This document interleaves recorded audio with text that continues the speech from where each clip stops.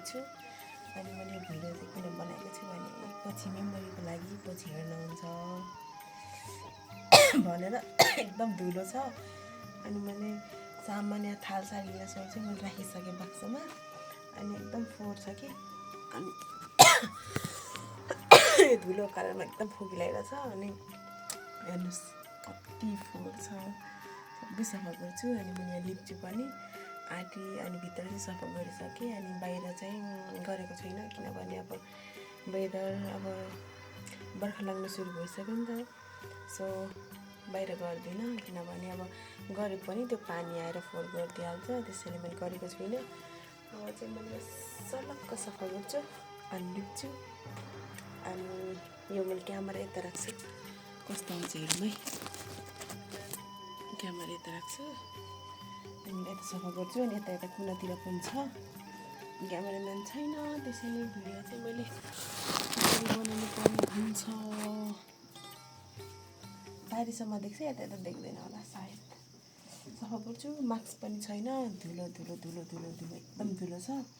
अनि यहाँ हामीले बर्खामा मकै भाँचेर राख्छौँ नि त, एकदम उ छ कि।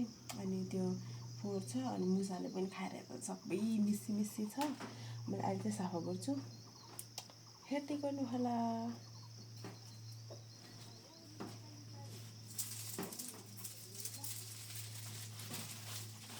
अम्बिसा अर्को कुचो छ छन त, यो ठुलो बढाल्न सजिलो हुन्छ भनेर।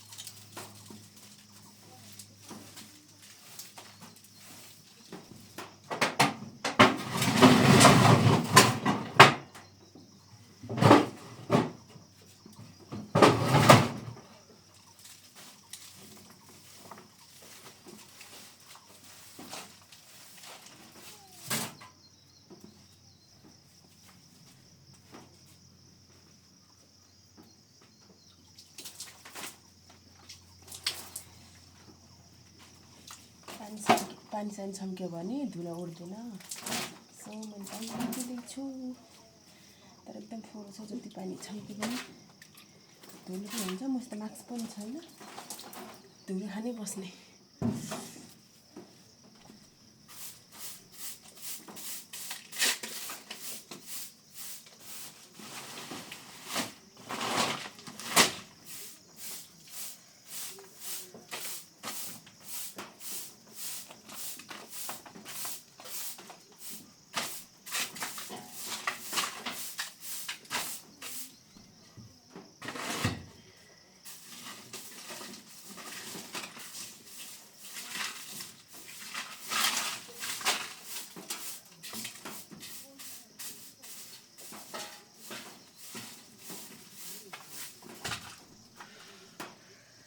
धुलो छ गाइजहरू।